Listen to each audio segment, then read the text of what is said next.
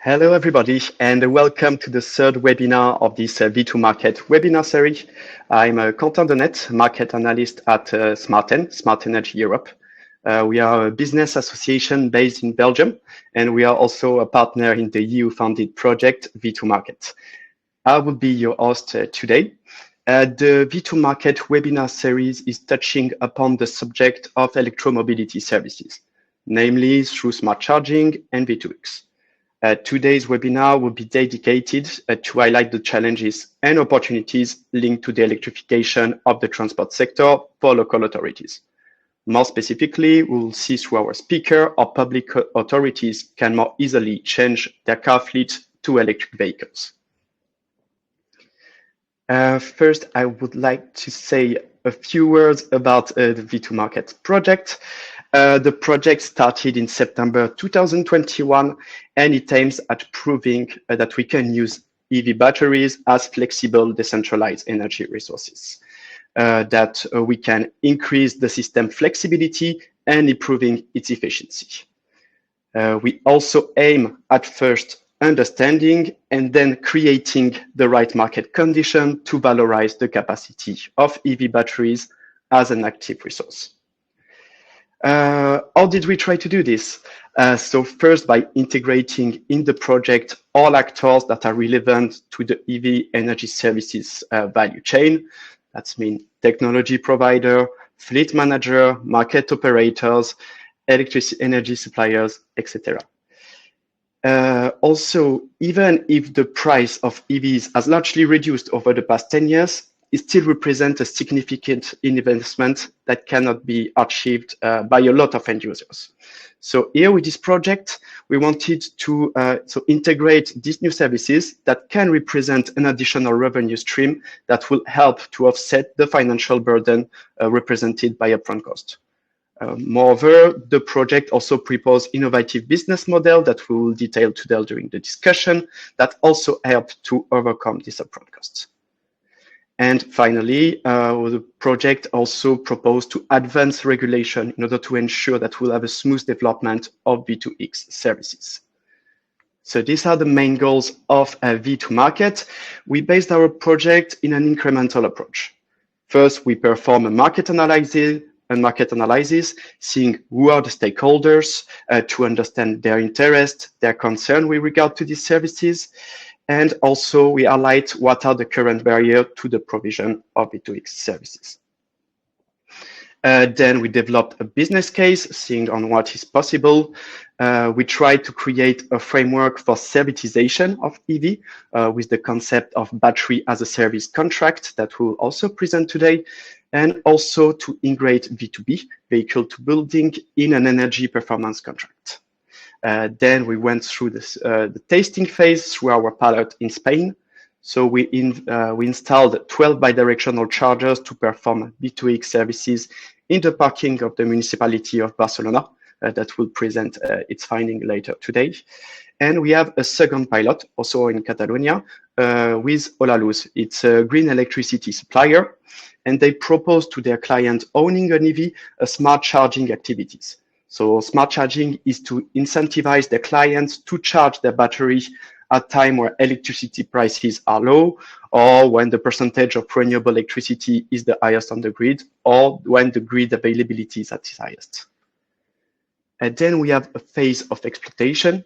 There we will try to leverage what we learn with the project, and this webinar is part of this activity. We share it with communities, municipalities, policymakers.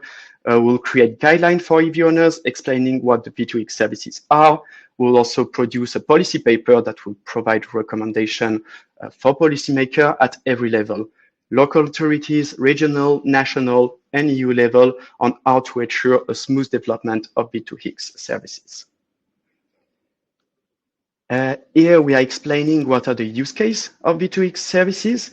So on a V2G scenario, that means vehicle to grid, an EV owner that has access to dynamic tariff can charge its battery at time where electricity prices are the lowest, which is most of the time at night, and the owner is then remunerated to discharge part of its battery at time when the electricity prices are the highest, For example, during the evening peak, that is around 6 to 9 p.m., depending on the country, or during the day while offering ancillary services to system operators. However, this scenario requires several elements, that the end user has access to a smart meter, that the end user has access to a dynamic tariff, that the status of independent aggregators are recognized in the country. An aggregator, to explain, it's a market party that is here to make the connection in between the electricity stored in the EV battery and the electricity market, as well as ensuring the smooth operation. Being active on electricity market and services require a certain amount of electricity that cannot be met with a single EV. The aggregator will pool the electricity of multiple EVs to be active on electricity markets. And then the last condition is that electricity markets, of course, are open to distributed energy resources, including EV batteries. Another use case is V2B, so vehicle to building, or V2H, vehicle to home. So here, for example, you have an EV owner that also owns distributed energy resources like rooftop solar panel, and it can charge the battery EV at time when there is the highest production of renewable electricity by its PV. In the evening, when the production is low, the EV owner can use the electricity stored in the battery to power its household. And with that, he will maximize the use of its self-produced electricity. For private fleet, the electricity can be used to power, for example, offices or different buildings, and it is then called V2B, vehicle to building. Then we wanted to highlight some of the benefits that are enjoyed by EV owners by providing these services. And it includes a reduced energy bill, a protection against price spike, a reduced total cost of fleet ownership for a fleet manager, a reduced upfront cost for building electrification, and also to foster the integration of green energy in the system. Here you have an overview of the partner within V2 market. So we have the municipality of Barcelona, flexibility provider that will speak today, Nuvve as technology provider and also aggregator, Olaluz, the electricity supplier, ANESE, which is the association representing energy service companies in Spain, that also take the role of aggregators for vehicle to building contract, OMIE, which is the market operators and do this connection with the market, and then the flexibility buyer, which is the missing piece for Spain as the regulation is not allowing yet. Other partner presented with NSA Capital, that is an investment fund specialized in energy transition that will speak today, smartEn, who are part of a EU regulation expert, EcoSurveys, that are the project coordinator, a consultancy company specialized in energy transition, and finally IDAE, which is the energy regulator, the energy agency of Spain that will help us to have a full exploitation of the project outputs for the Spanish market. Yes, we also created a YouTube page that we invite you to follow. All the former webinar series, there were two, all the former webinars are uploaded. And we also just uploaded a video explaining what is V2G, what is V2B. So please follow us. And we will also need you, we created a survey and we'll need you to answer to this survey. It's not taking more than 2 minutes, but I will let you know afterward. I will show again this QR code. Please answer it. It's really important for us and for the full exploitation of V2 market outputs. But we will go toward the topic. So the local surge in electricity consumption. First, I would like to address a bit the framework in which we are right now. So the EU adopted several policy initiatives. One is the European Green Deal that was approved in 2020, and it will make, it ensures that the EU will be climate neutral by 2030. And it also set midterm objectives. The one is to reduce by 55% European greenhouse gas emission by 2030, compared to 1990 level. A second policy initiative that I want to highlight is REPowerEU. It was adopted in May 2022 following Russian invasion of Ukraine and the energy crisis that followed. It aimed at reduce European dependency on Russian gas and oil imports through different measures, including energy saving measures, but also to double additional deployment of renewable energy source. And this framework will have a high impact on European grid. First of all, the European electrification of total energy use will have to grow from 23% today to in between 58 to 70%. And the electrification will happen in every sector, in the heating and cooling, for example, with an expected between 50 and 60 million heat pumps installed in the EU by 2030. And for today's topic, it will be in between 65 to 70 millions EVs on European road by 2030. The International Energy Agency published today a report highlighting that currently EV represents 1 in 4 cars sold in Europe, with an overall weak sale of car due to the economic situation right now. But this demand, this demand will also have to be met with an increase of renewable energy production, with 600 gigawatts of renewable capacity that will need to be connected by 2030. And that's the main issue. 70% of this capacity will be connected to the distribution grid. For the next slide, we wanted to show that the increase of electricity generation and consumption will create issue on the European grid and is currently creating issue. You can see to the map on the left, the state of the Dutch grid, how it was 1 week ago. On the red zone, you have area where the installation of new generation unit is difficult due to grid availability. The country is one of the front runners in the development of renewable electricity, which accounted for 43% of the electricity produced in the country last year. So right now, if you want to connect distributed energy resources, you will have delay, and that goes the same for EV chargers. And that will be faced all throughout Europe. We also wanted to highlight that in Poland, currently 60 to 80% of customers are denied grid connection to the grid. Taking the example of EVs more specifically, here what you see, the graph on the left, is produced by the British TSO called National Grid ESO in its future energy scenario from 2021, and is doing a comparison, a forecast of additional capacity required to integrate EVs during the winter peak system demand. And what you can see with the small dot is what they call the unmanaged scenario. So here, every EVs will be connected and recharged during the peak demand, which means in between 6 to 9 p.m. during the winter. With this scenario, the system peak can increase by 50% from 2040. The one with the larger dot is the development of smart charging services. With the development of smart charging, which means that we defer the charging process, the increase would be by 2040 only by 25%. And finally, the full line represents the development of V2G services. And here by 2040, we can see that it can lead to a reduction of peak demand on this period. So that's why we need to ensure a sound development of these services if we want to ensure future system adequacy and also to reduce upfront costs. Finally, I wanted also to highlight that the benefit will not be simply for the system, but also for the users. This is a graph coming from a publication that smartEn did called Why Flexible Consumer Matters, a contribution to EU election 2024. And here what we did is that we compared what is the annual cost of driving an internal combustion car and an EV with a flat retail tariff, with a smart charging tariff, and finally with bidirectional. The price are taking into account at the price in Germany in January 2024. And what we can see for internal combustion car, we are around 2,160 euro a year.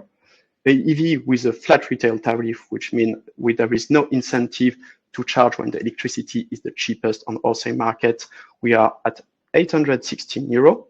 With the smart charging capacity, we reduced by half this cost to 406 euro.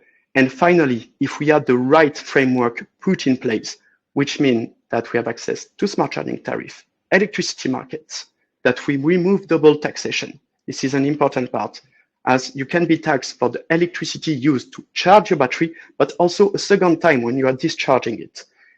This is not allowed in most of the country for the grid scale batteries, and it needs to be also enriched for EV batteries. And finally, the recognition of the aggregator, independent aggregator status will create the right framework in order to reduce significantly overall cost.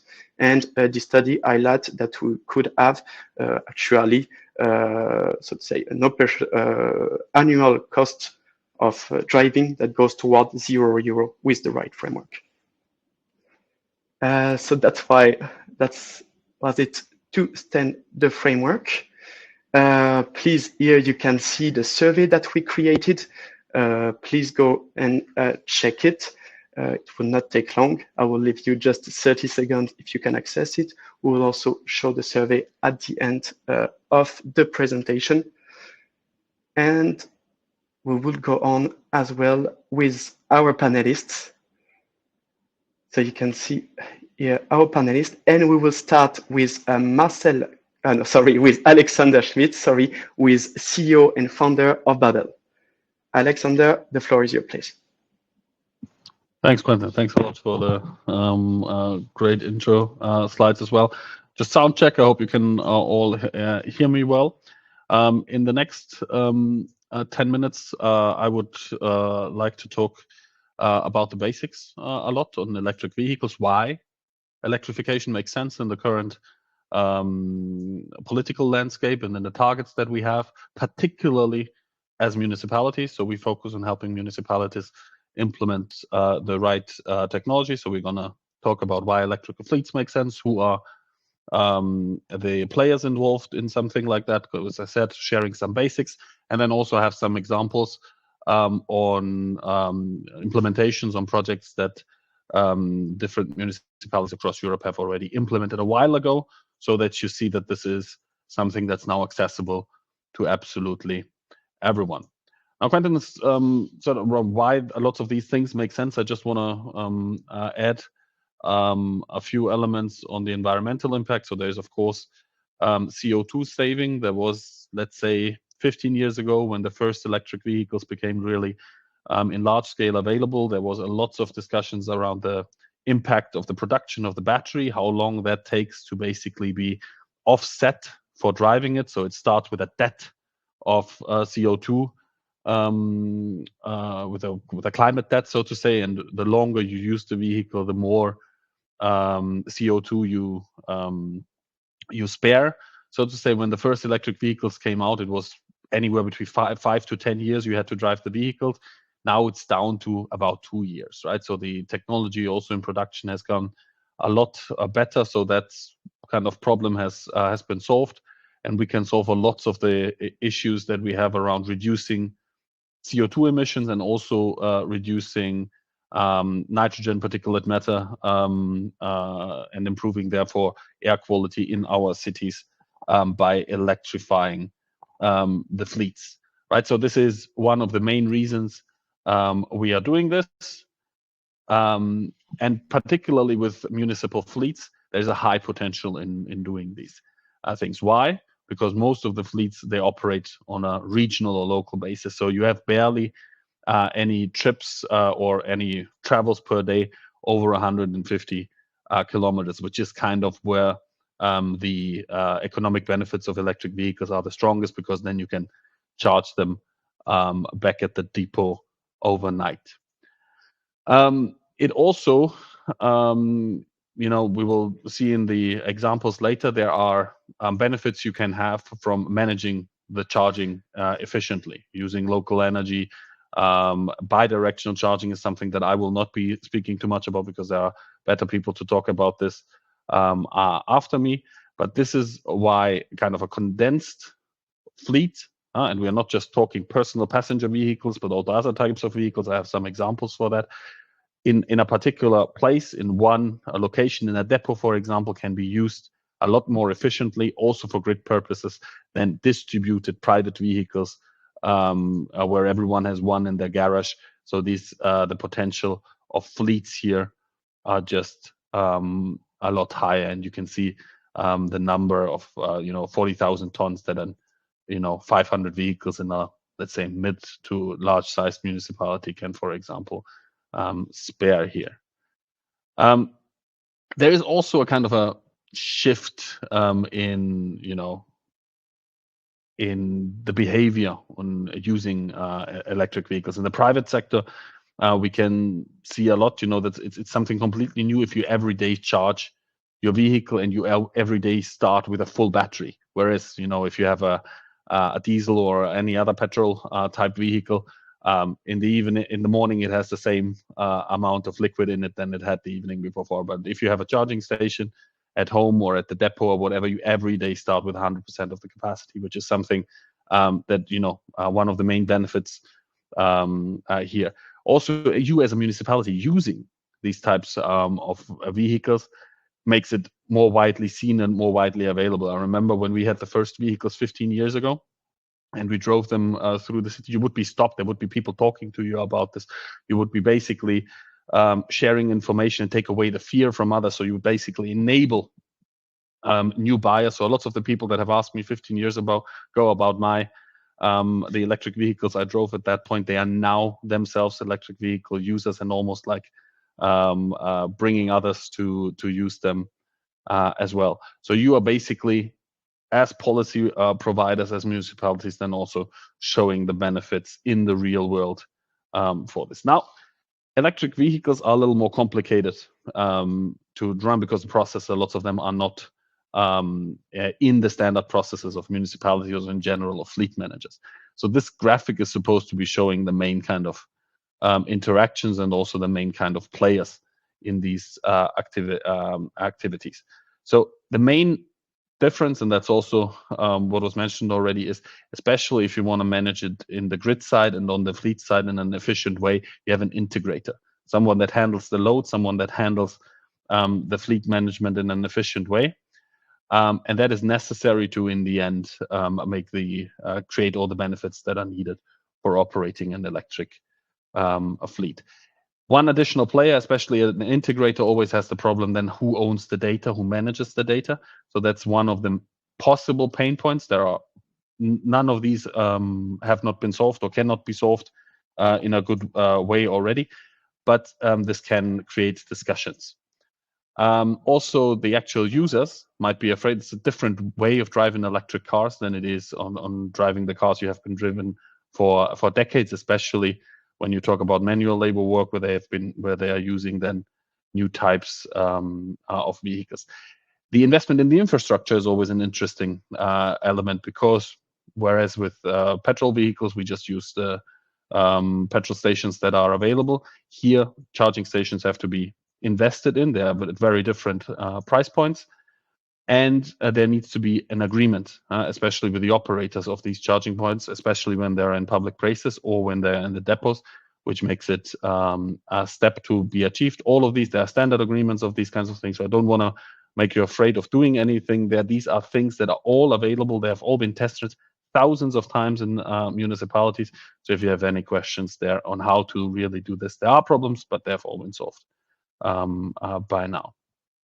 I said I'm going to, in preparation also for the next speaker, I'm going to do a quick overview of how actually electric vehicle charging and the technology behind this is. So there's the grid. The grid provides the electricity.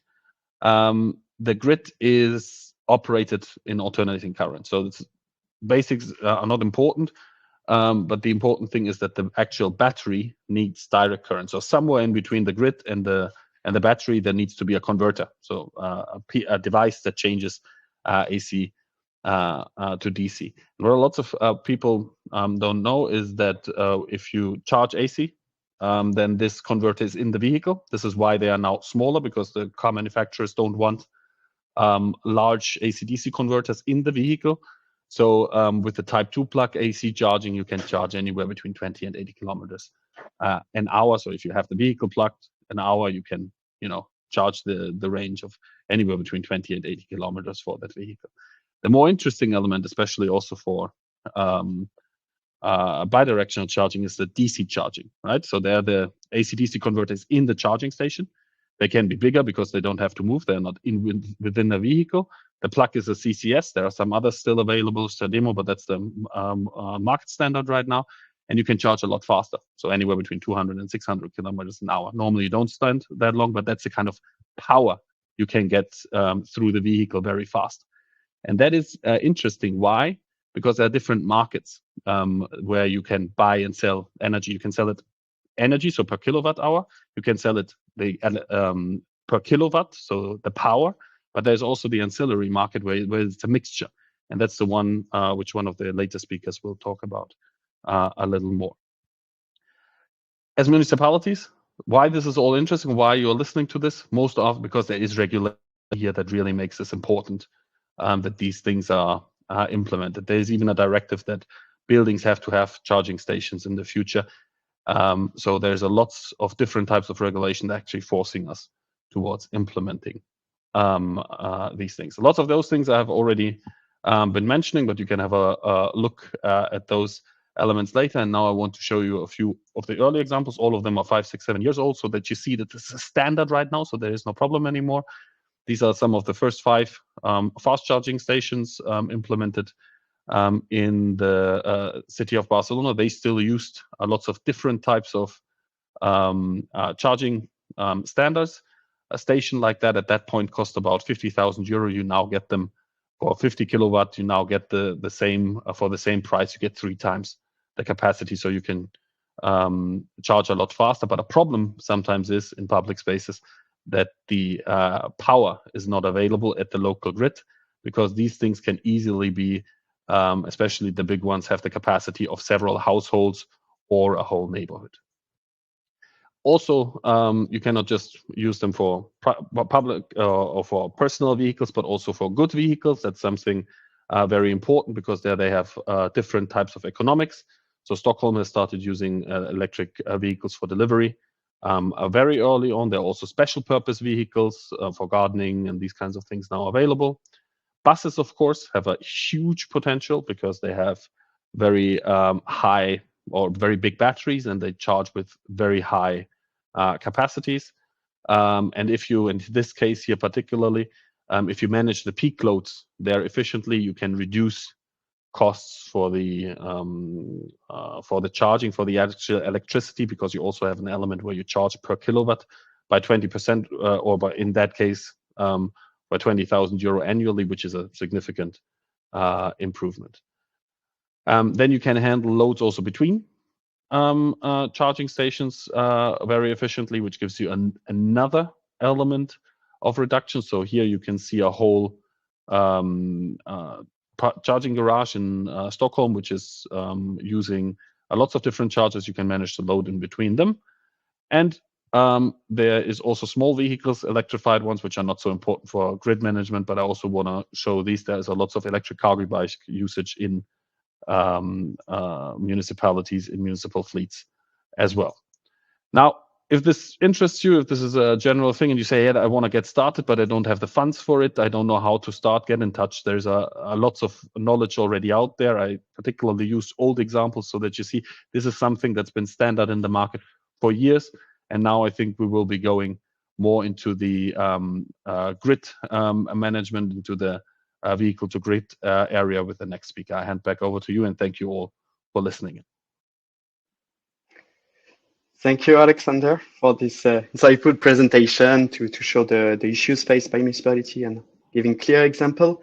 Then we'll pass to our second speaker, so Marcel Camps-Ingels, technicians at the Energy Transition Office from the area Metropolitana de Barcelona. Marcel, the floor is yours. Okay, thank you, Kentan, for the introduction. Thank you for providing general context of the project and the European Union, why we are here and why are we doing this. And thank you as well, Alexander, for the technical introduction. I think it was very helpful in order to understand the technical requirements of B2G. Just to put a bit of context of what is AMB. AMB is a Barcelona metropolitan area. It's not just the Barcelona municipality itself, but the 35 municipalities around it.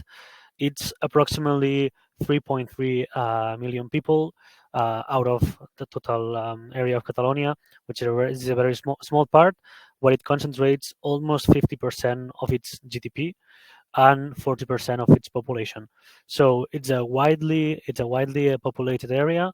with a lot of density, and that actually represents a huge challenge for the grid, because it's a place where all the consumption is going to be there, and we have a few chances of producing electricity and renewable energy. And we have calculated that if we cover all the Barcelona metropolitan areas with solar PV, with a rooftop, on the rooftops, we will only be able to generate the 13% of the energy we actually need. So here is where electrification and grid balance and grid flexibility is going to be a huge challenge and a huge help in the near future.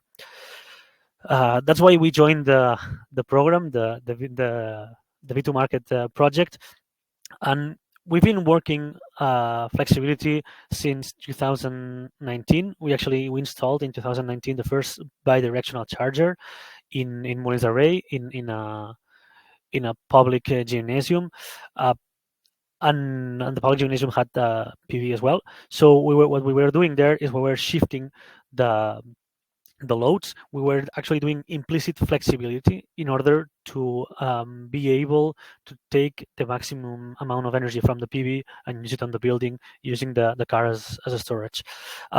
Inside this project, we created a tender template for B2G.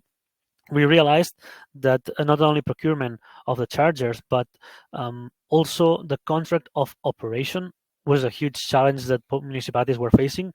As you may know, in Spain, there's the public contracting law. Public contracting law is very specific and very strict in terms of how public administrations, we have to order, purchase, or the goods and services. So here we had a huge challenge, and we worked together with the partners of the project, and also with the contracting, the procurement and legal department of AMB, in order to actually publish a template that all public administrations in Spain could use in order to tender the V2G operation.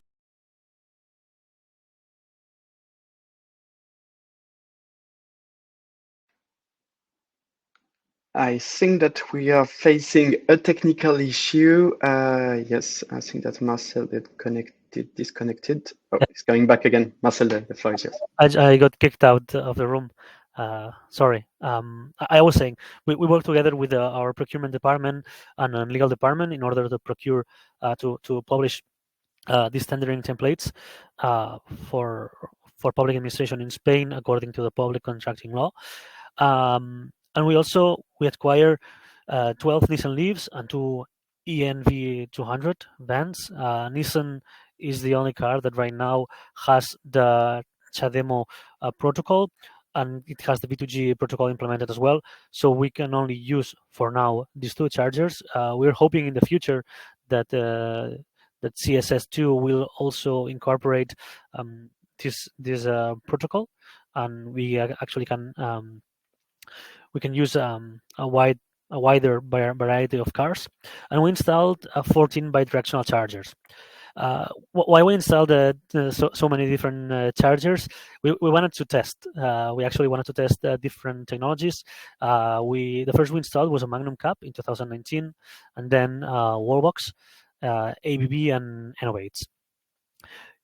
Each charger is very different. Some of them have the protections inside the charger itself, some of them don't, and that actually affects widely the range of prices in terms of procurement. Also, the amount of power that the charger can provide has a huge impact. The lowest of 4 kilowatts, they're pretty much or around the same price as a regular charger, but the ones that they have 10 or 11 kilowatts, they are quite more expensive than the regular ones, like the typical AC charger, let's say. And then with all of these chargers, what we are doing right now is B2B, is mainly implicit flexibility, because in Spain, as you know, the flexibility markets are just starting. Actually, you have to have at least 100 kilowatts available. We don't have any that much power available right now at the same time. So we are only doing P2 building and shifting the loads, uh, cutting the peaks consumption, and also using the PV we have installed. And then in the following weeks, together with other consortium partners, and as well as the OMIE, which is the local the market operator, the wholesale market operator, we will be doing a simulation in the flexibility local markets, in the local flexibility markets. We are actually looking forward to it because as we see it right now, we see the local markets and the ancillary services as a way to actually make a profit out of it. I'll talk about it about this later. And in terms of exploitation, as I said, it was only vehicle to building. We're using the PV we have installed, and we are charging as much as we can the EVs with the solar energy provided by the buildings and the rooftops, and then this is pretty much what I just explained. And in terms of challenges of the project, here we have quite a bit of learning because it was the first time we did this project. We did not have any experience. We did not contact with Pavel, so I think it would have been a smart thing to do at the time. But yet here we are. We realized that we tendered the procurement of the chargers and then the operation of the chargers as a two different contracts. At the beginning, it made a lot of sense because it was what we were using with other charging stations we had in the metropolitan area. We have over 100 charging stations, and our operation method was to actually do the installation and then adapt it to any operator. With V2G, we realized that not all the contractors can integrate all the chargers. So here we have an issue. We have an issue that because we may have a contractor that is not able to integrate or is not ready yet to integrate all types of chargers, and we have to work out a solution because we cannot have a charger unoperational. The good thing about this is that we only install the V2G chargers, the bidirectional chargers, in our buildings with only our fleet, so the fleet that public workers are using to move around the city, which it is this 50 kilometers range that Alexander was talking about. And if the charger was not working, we could also plug it somewhere else. The thing is that if we had launched this and we would had it open for all the citizens in the Barcelona metropolitan area, we would have had some important issues in terms of malfunctioning, because it's a technology that it's not at least in Spain quite ready yet, or there's not a lot of companies that are used to this kind of operation. So what we were thinking here is that the servitization not only of the batteries but also of the charger would make a lot of sense. So in terms of procuring the charger and the service all together. So the company comes, installs a charger, and when the contract finishes, de-installs the charger, and you tender it again. That was maybe the future method that we will use in order to get rid of some problems that we are actually facing right now. Another issue we encountered was that user acceptance. We have some chargers in our offices, but then we have some chargers divided around the municipalities, one of the 35 municipalities we have inside A and B, and in some of them we realize that people are not charging because they are used of only charging when they need it, and with bidirectional chargers, they always have to be plugged, and then the operator will decide if they charge, they discharge, or what they do. But we had the trouble here with user acceptance. Also, one of the testing pilots was a police station, and we realized that the policemen, they asked for the V2G charger, and then when we had to operate them, we asked them what time they were able to leave the car charging in order to operate, and put some limits to the operation, and they answered that they always need the car. So when they plug it, they want it plugged as fast as they can to use the car again. So as a conclusion, we realized that not all the buildings are good or are feasible, the installation of B2B. And then, of course, doing B2B has a low economic performance. It's not the same shifting the loads we have or as a consumers that actually participating in flexibility markets and ancillary services that can actually provide a huge bump in income in terms of operation. Because when we have to sell this to municipalities, or we have to sell this to inside our own organization, the first question people ask is, how long is going to the battery last? Is it going to degrade faster? As we do not have an answer for this question, specific, because we say, well, it depends on how we operate. We have to be able to counterpart this downside with something good, which this will save us that much money. Actually, right now, the savings for charger, they are around 500 euros a year.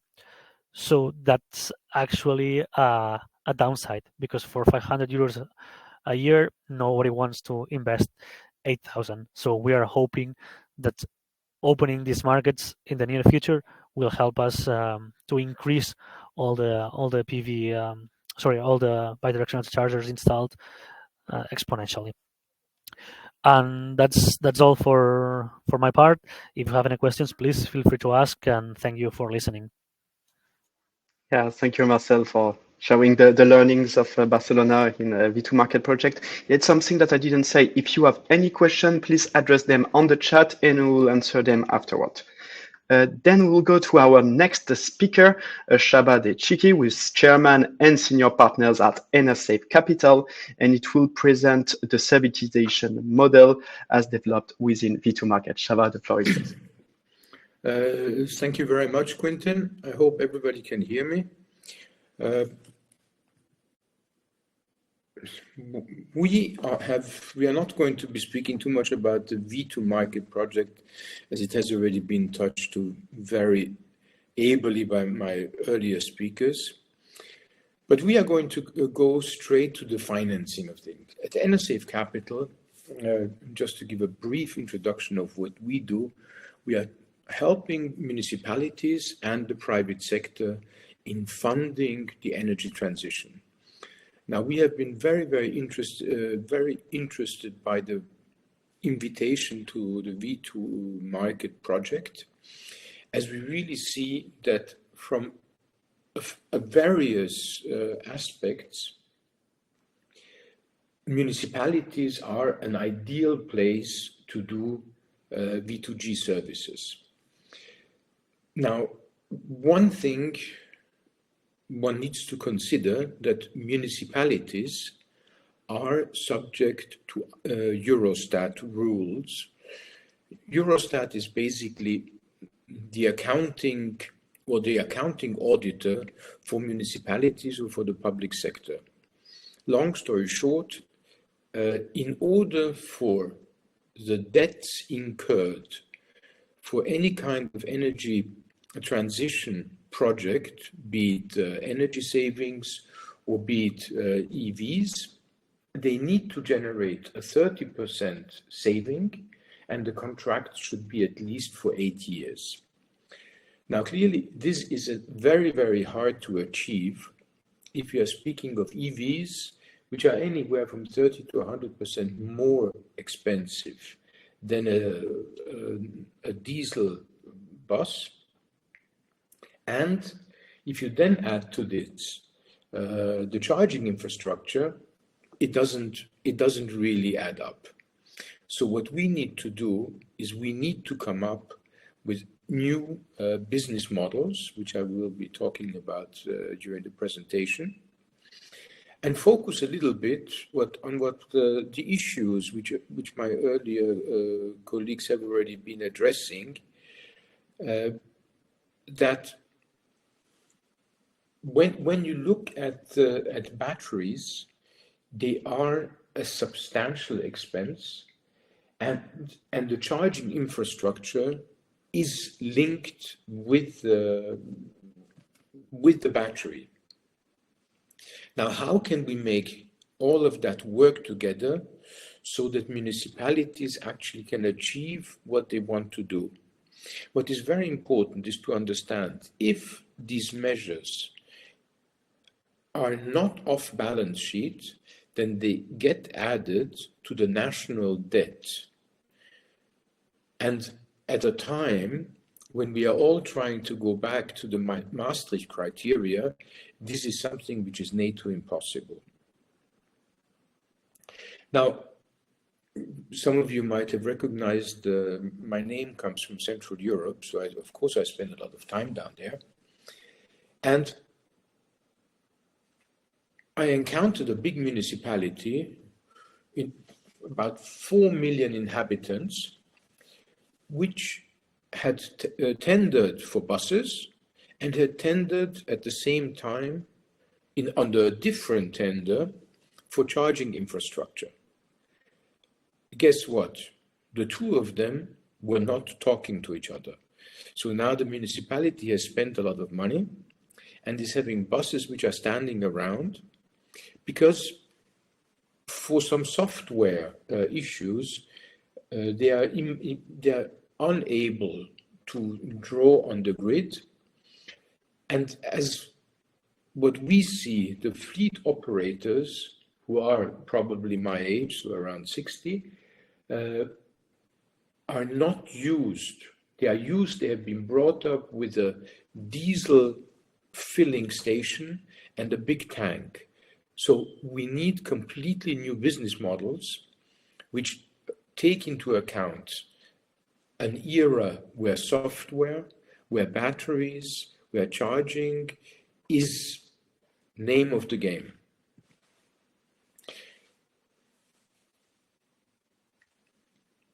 What we see furthermore is that municipalities, and Marcel was addressing that as well,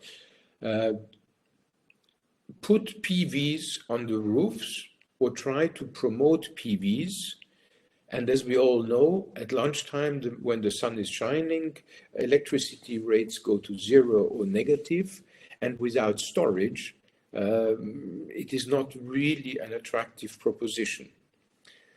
If you now think that municipalities buy buses, in bulk, and that for every 1,000 buses, anywhere from 5 to 10% of the buses are bought purely for the reason that one of the buses is going to break down, which actually, again, is a number which is coming out of the diesel age and is probably not as true in the EV age. Already CapEx is anywhere from 5 to 10% higher than what one would need to spend. At the same time, those buses which are standing around could be a very, very good source, as Alexander mentioned earlier, for storage and for playing in the grid. Now, every bus or every EV bus, as soon as it enters the depot, can act as a rolling battery. And when you think about how buses are operated by municipalities, it is in the morning and in the evening when there are the most buses traveling, And then during off-peak hours, many of these buses return to the depot and again can be used for storage. Whilst anything is happening to them, compared to a diesel bus, they always can be on the grid. And this is an enormous resource and potential for municipalities to generate revenues or to balance the grid. One of our clients with whom we have been working a lot and exchanging a lot, Pepper Motion, has been telling us at some time that batteries are good for 7.5 cycles per battery before they need to be changed. So this is a number which shows the longevity of batteries. Now, if we come up with a new business model, maybe helping municipalities reach the Eurostat objectives, and in order to avoid batteries not being compatible with charging infrastructure, would be to exclude the battery from the bus.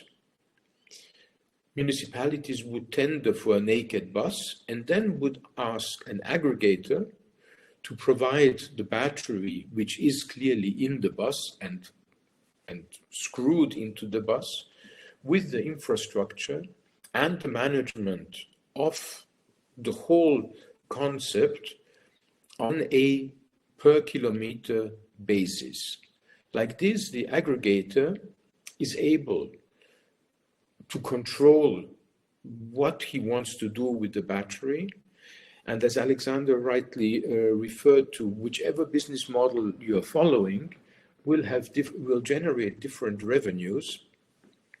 And these revenues highly depend on what you've installed, how you've installed it, and clearly the ability of the aggregator to what I call play around in the electricity market. This is a particular skill. I'm not sure that municipalities are able to do that in a right way, and leave it to the specialist for whom this is a market opportunity. And if you leave it for them to do, they will make it as good as possible to them so that they can deliver the cost at the price they have indicated to you, plus a profit margin. All of this would achieve a lower capex and lower OPEX for the municipality. And then, as I said earlier, this would help with the Eurostat off-balance sheet aspects. We haven't run the numbers because nobody has asked us to. And unfortunately, within the V2M project, this was not one of the outputs required. But on the back of a fact pack, as any investment banker would do, this would make a lot of sense, would help a lot of people, and would help the energy transition, which again, Alexander referred to properly.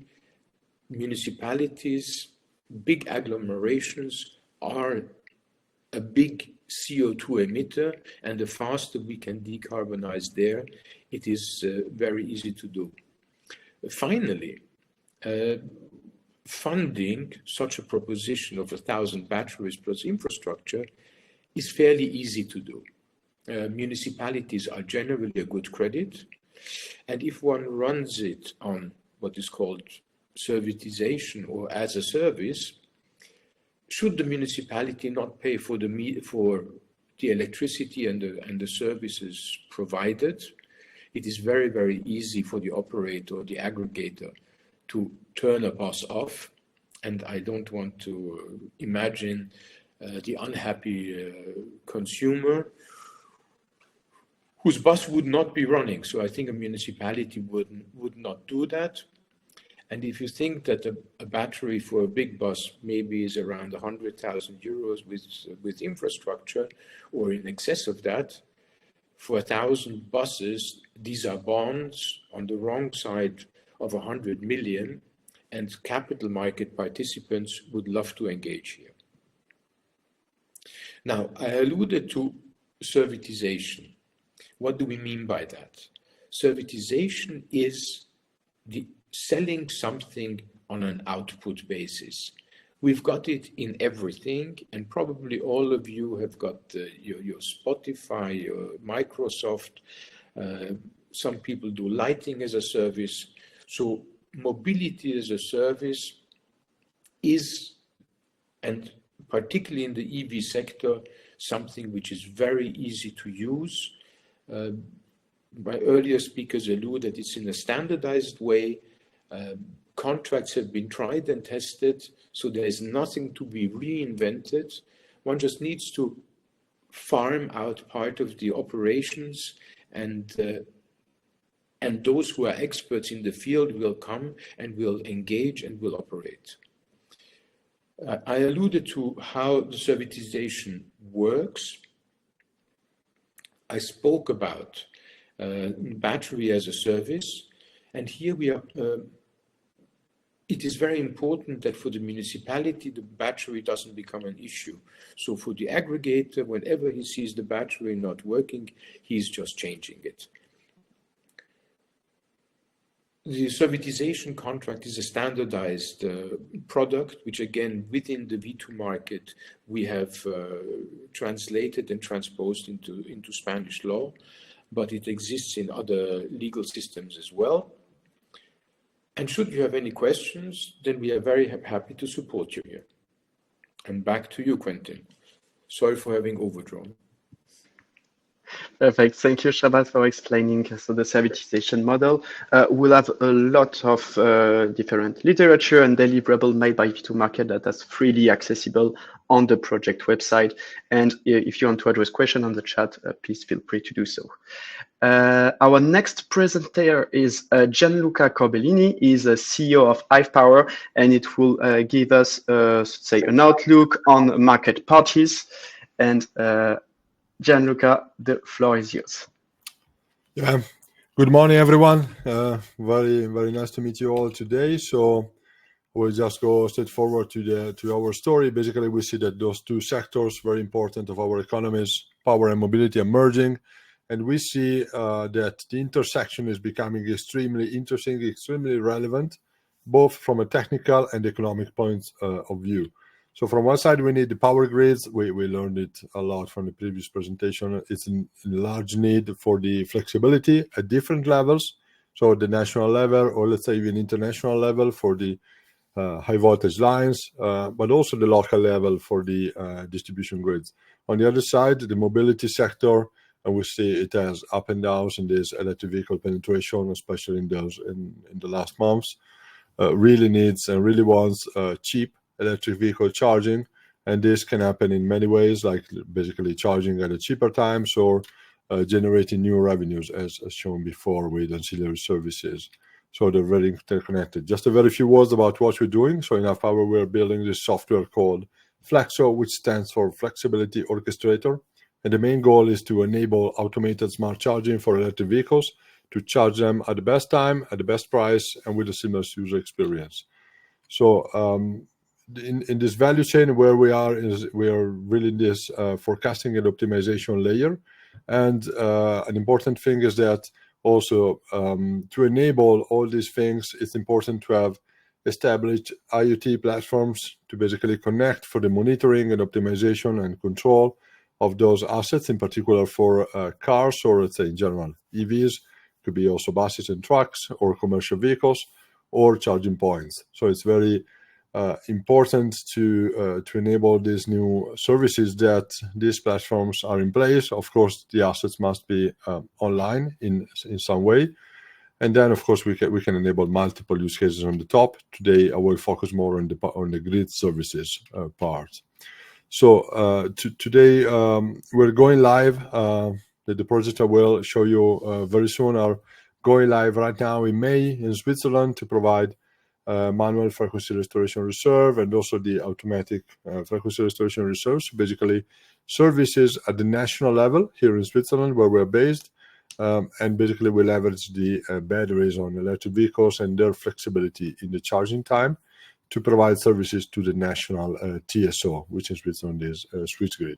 To go there, of course, we collaborate with a balancing service provider, which has access to those ancillary services market. And so those are the stakeholders involved. So the BSP, as we just mentioned, the active customers, which are in this case end users like car owners or car renters.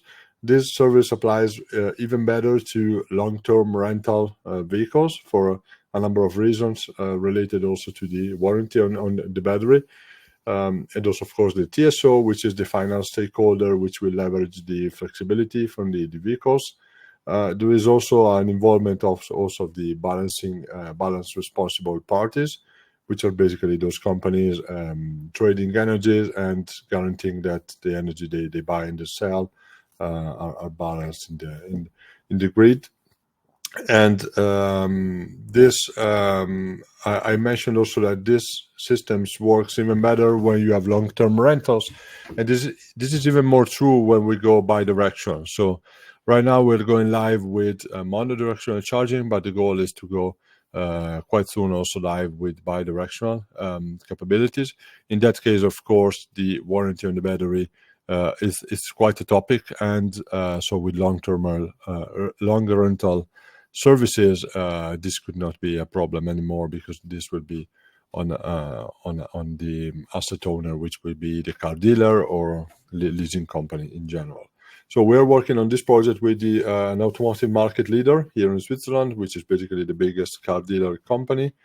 And the idea for them, like for everyone, is to use those services to, at the end, reduce the total cost of ownership, which is, of course, the main challenge in selling electric vehicles today, especially on the lower segments, on the cheaper segments.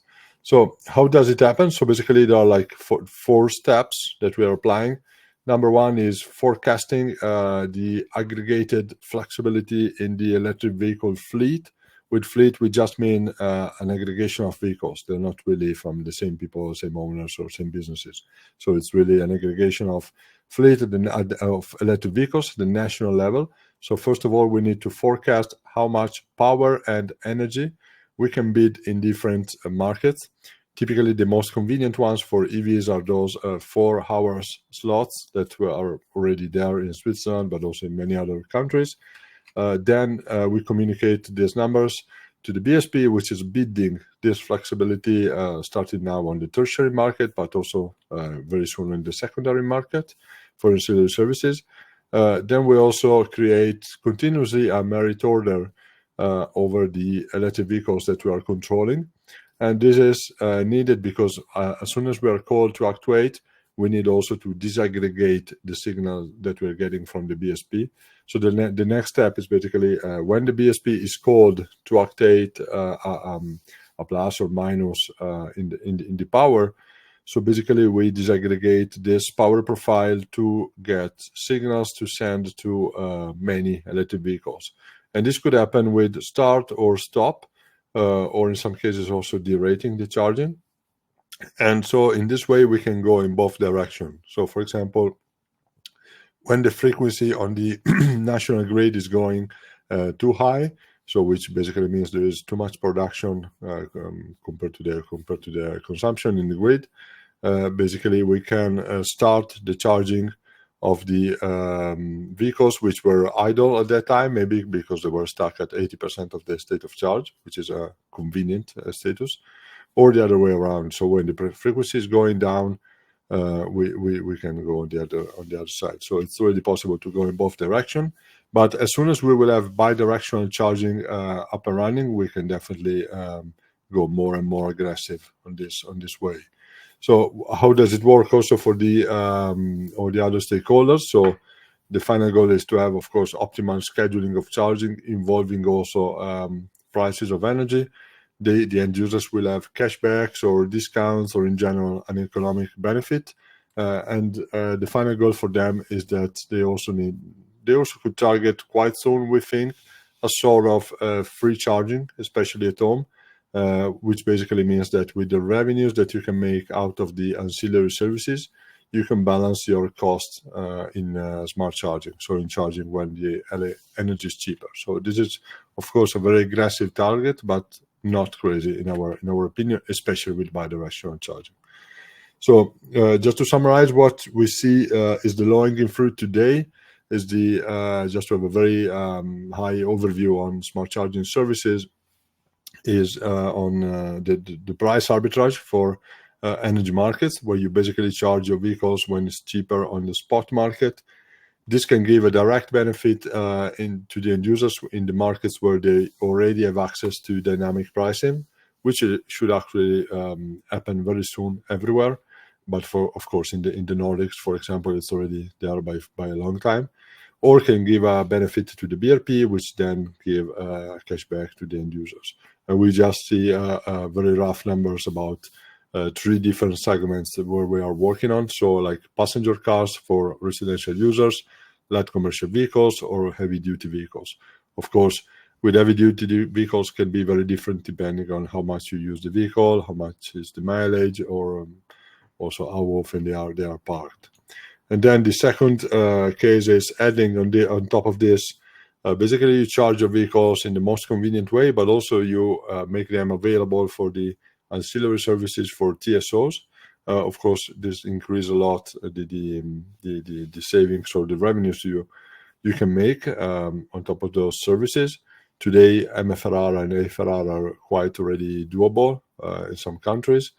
FCR will be the next thing as soon as the vehicles will implement internally the technology to enable it, and then would be definitely doable. And in this case, of course, you need to collaborate with a BSP, which have this market access. But in the long run, which I mean is 2026 for us, we see that these values can also increase a lot, basically bundling also together the flexibility directly through the TSO, through platforms like EQG, for example, which is happening already in the DACH region, plus Italy and the Netherlands, plan to go live really in 26. And then platforms for distribution system operator flexibility like Piccolo.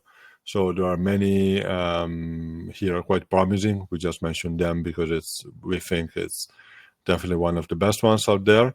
In that case, it's even more challenging, but it's even more interesting for the economic value you can generate. So basically, again, what you do is you charge your vehicle in the most convenient way against energy prices most of the time, but then also in a way that allows the EV fleet to be able to provide services to both the TSO and DSOs, basically, again, with start-stop of charging in the right timing.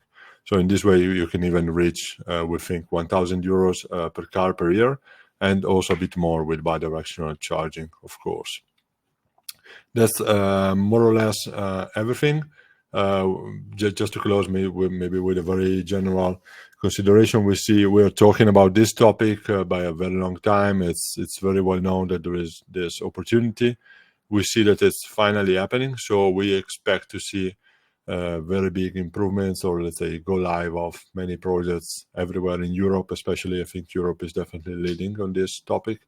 And this could help a lot, in our opinion, the electric vehicle adoption for the end users. And we don't foresee big challenges for the end users. So thanks a lot for following us in our presentation. We're also very happy to get in touch with you for any questions or potential collaboration. Yeah, thank you. Thank you, Gianluca. And it's indeed by having access to multiple parallel markets that the EV owners will really have the opportunity to valorize the flexibility of its EV. I think this was the last presentation. Then I will ask you, please, to answer to the V2 Market survey. I will also put the link to the survey on the website. There is several survey. One that is general. It's more for EV owners, generalistic one, but we also have some dedicated for municipality staff. So if you are coming from municipality, please answer to this survey. It's really important for us and for V2 Market projects. Now we'll, with the time left, go toward a panel debate. So seeing today's topic and the large involvement of local authorities, a question that is often arising is the access to finances. So to the speakers, what would be your recommendation from local authorities that actually have some trouble to access these finances? I think that Alexander could speak about it. Yes, happily, I can happily start with this. So I think first and foremost, you have to do the scoping, right? So what are the vehicles you actually want to electrify? What are the kind of what is the kind of investment you want to do? And then I can promise you that there is some form, or there are several forms of support available. That can be a grant. That's always good because it lowers the overall costs.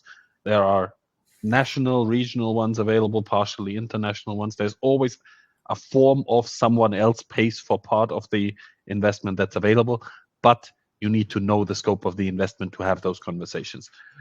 So that's an important start in that regards.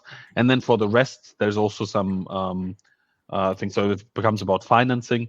We all know from our private world that there are loans available to buy a car. There is also similar things available for electric vehicles, especially for fleets, where you don't actually always have to buy the car, but you can rent it as a service, very much as the previous speaker said, in a form of rental agreement. And in this overall process, you can also say you can cut down the fleet, and you have some mobility providers that can then offer you some parts of the fleet as a service, some parts you can. So first, the most important thing is scope it, and then I can promise you that there's a form of financing available that lowers the overall costs for you. And then there is a great form of financing available, which doesn't put all the budget into one fiscal year where you basically have to stretch your municipal budget to oblivion. So that's not necessary. That's basically what I would say to it. Okay, thank you, Alexander. Is there other speakers that would like to address this issue for the access to finance? Just, I would like to jump in here. The last couple of years, we've been having expansive budgets in general in terms of financing from Europe, next generation funds, post-COVID resilient funds. It's probably in the next years we will not have this expansion budget. We will have smaller budgets, let's say, in terms of public administration. So here we will need to be creative and do as Alexander just said. There's always another way from somebody else to pay or finance your investment. And the good thing about electrification, electric cars, is that they basically pay themselves. All the savings that you can actually get in terms of changing from diesel cars to electric, only the cost of the fuel can pay the car itself. So here I think that an energy performance contract would be interesting as well. Okay, thank you, Marcel. For the rest of the panelists, would you like to address the issue? Well, what we see is that there is very good demand coming from the capital market. So as much as I agree with Alexander that yes, there are other pockets which can reduce the capital outlay, at the end of the day, grants are an uncertainty and financial investors are a certainty. The second thing with financial investors, if you make the transaction too small for them, they're not interested, or the terms which they are proposing are not attractive.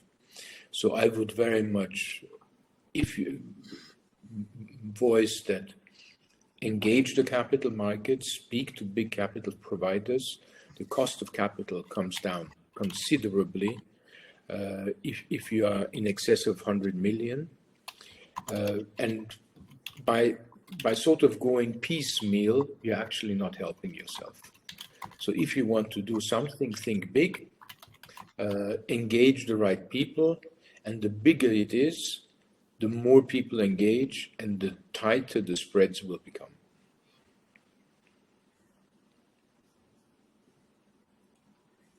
Okay, thank you, Shaba. I see actually a question coming from the audience, how we are like in the Horizon project environment. Someone is asking a question about smart charging within energy communities. What are the investments in order to integrate smart charging in energy communities? Yeah, I can maybe take it. So smart charging is definitely interesting in energy communities. We also have a couple of pilots there. Basically, the idea, maybe for the people who are not so familiar with the concept, with energy communities, you basically get discount and incentive from the state, let's say an economic bonus as soon as you self-consume energy at the community level. So as soon as someone is injecting renewable energy into the grid, and at the same time someone else is consuming. Of course, it's a very local concept, so it's happening in condominiums or districts. So what we're also testing is you can shift in time the charging of the vehicles or basically wait because you know that someone else will inject solar energy basically into the grid at the same time and or later, let's say. And this could generate in our simulations quite relevant savings for the EV charging. And this is particularly true also in the business settings, because you typically reach the office quite soon, 7, 8, 9 a.m., when the sun is not shining or not a lot. So you can wait to charge it later from your neighbors or other settings. So it's definitely two concepts that they go pretty well together. In general, also the concept of energy communities is also to maybe avoid too many batteries, because the concept is that it doesn't really make sense to have a battery when your very close neighbor is producing electricity at the same time you need it. And so also with bidirectional charging, you can use your car as a battery inside an energy community. So it's, of course, it's quite complicated as a setting, but it can be fully automated. Yeah, maybe someone else want to add something? Yes, in terms of a social aspect here, not only technical and energy related. As you may know, at least in the Spanish market, electric cars have a low penetration, let's say, one of the lowest in Europe. I think that one of the goals of energy communities are to increase the acceptance of renewable energy, but also of electric cars as well. If we integrate electric cars, renewable energy, the system works more efficiently, the energy community can run smoothly, and at the same time, we can increase the acceptance of electric vehicles. Just also adding on top of that, what Musa just said, it's exactly the case. It's an additional benefit. A number that I know from Germany, if you actually integrate charging stations, first of all, it's meaningful to do that in energy communities, because energy communities have a setting locally. So there's the building or the buildings together that kind of bound it. And charging stations are also localized. So if a tenant moves out, the charging station stays. So it's good to do that in communities instead of private personal investments from renters or this case. And the combination with, for example, PVs in Central Europe, that can cut the cost of actually per kilometer travel down to like 25%. Or if you don't use the grid, but use the local PV production, for example. So you can run your electric vehicle 4 times as cost efficient in that regard, which is a big benefit. So a benefit to the community and the individuals. Okay, thank you. On the current questions, I would have a question rather on policy making, like which recommendation would you draw to national government in order to ensure the sound development of V2X activities?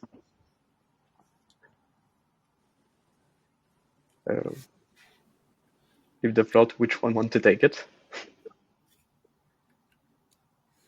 Well, I'm happy to take it, and with our experience in Spain, in the V2M project, I think to policymakers, just do it fast. The poor Spanish colleagues have been waiting over the last 3 years to have the royalty agree. I mean, what does it take? I mean, the guys are being paid. They should put up their hand. They should vote it, and let's get it through. And I think that this is essential in many parts of the energy transition. Let's policy not hold up where we want to get to. Yes, indeed, we have a European legislation that currently allow large extent of services and recognize different actors. And now it's the discrepancy that we're actually seeing in national implementation that is blocking. So if there is some national policymaker hearing us, please implement the clean energy package and the following European legislation. I completely agree with Chava here. Just adding one thing, in terms of ancillary services, we usually look at ancillary services as a regulation of frequency only, but here with the PV installations we have that are massively increasing, we also have issues with voltage. For instance, when a lot of installations, PV installations, just inject a lot of energy to the grid, we have an increase of voltage. Usually it can be very high, and in some areas the grid is not as strong as we would like it to be. So a lot of PV installations, in terms of injecting energy to the grid, are being kicked out because the grid voltage is too high. That cannot connect any more installations. So here, I think that also creating an ancillary services related to the grid voltage would be also very interesting. And just to add to what Marcel is just saying, we never speak about the cost of upgrading the grid.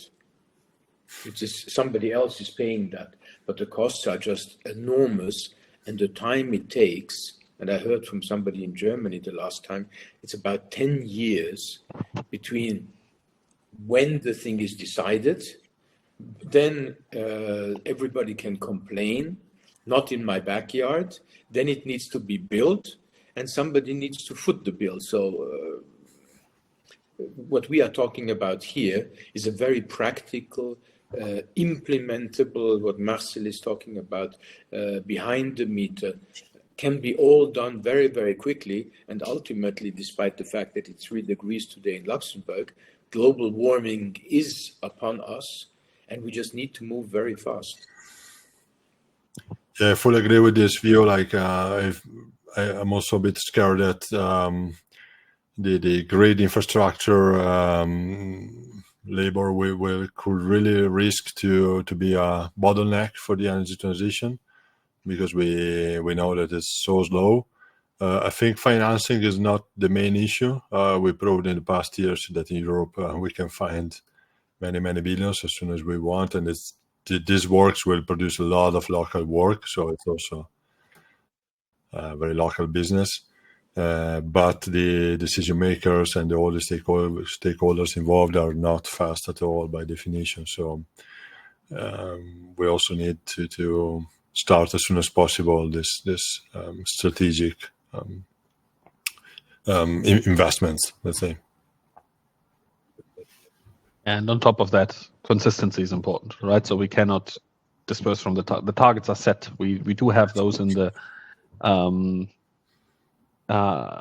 in law, on European law, and soon in national laws anywhere. So starting a kind of political discussion again on if we are going to do this doesn't help anyone, right? So it creates uncertainty in the market, which slows down investments. So act fast, always give the ability to test things, right? So these kind of test clauses that we all have able to test innovation, that helps a lot.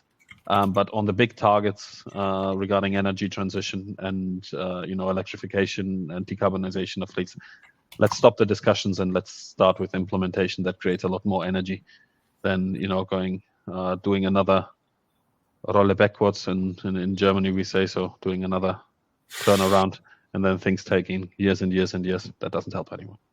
Mm-hmm. Yeah. And seeing that we have a lot of local authority in our audience, would you have some practical recommendations to give to them? What's the next step that they can address? Should I start? No. Okay. Yeah, sure. Go for it.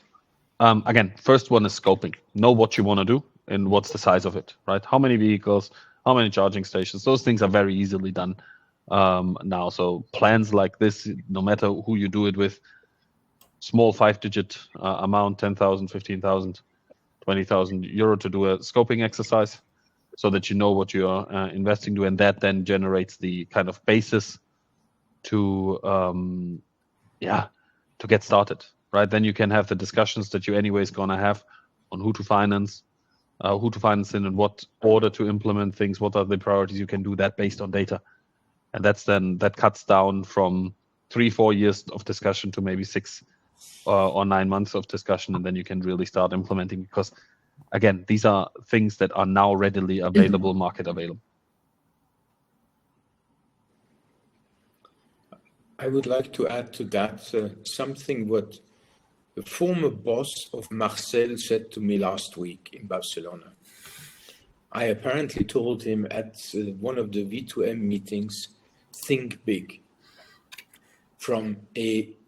It is very difficult for many municipalities to think in millions and in hundreds of millions. But that's what engages the capital market.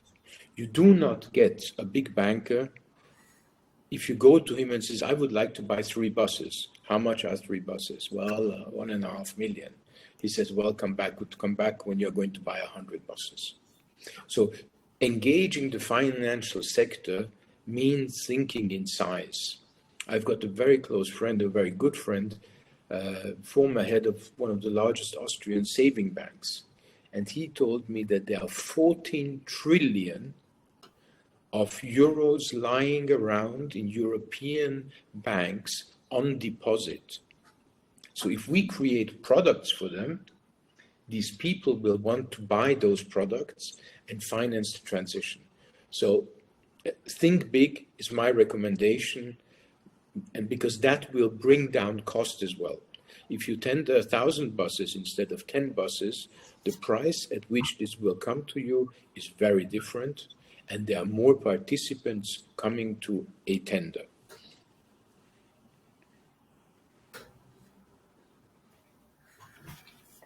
Yes, I completely agree here.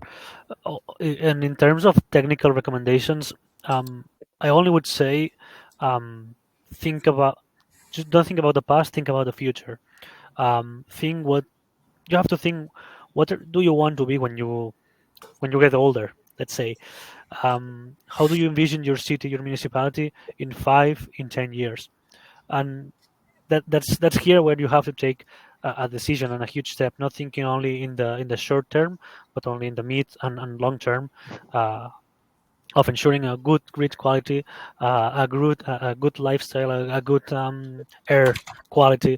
I think that's a very interesting question you have to ask yourself as a public administration and as a public servant. And then in technical, also think ahead of the future. What was Alexander saying? Well, it looks like DC charging, for instance, for now at least, it's way better than AC charging. Then start developing the DC charging grid, for example.